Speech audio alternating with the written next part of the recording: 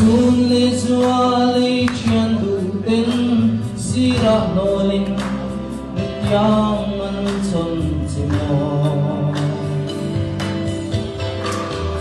mangai ber in ha chuan tuan nolin apat san chimo rai ra vangai chin lai lên te music te diriam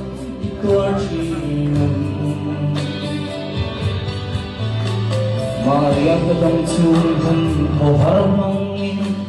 mangai turen tong lawan en lai ko nang matiren tu iswan mangai che olo nayo lalpa vai che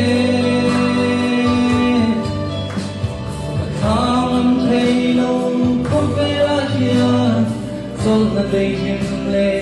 mwana ang solo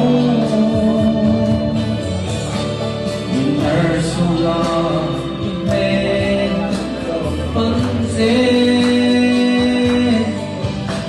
Kadamay ni tekin huning Iramoy ang suwairo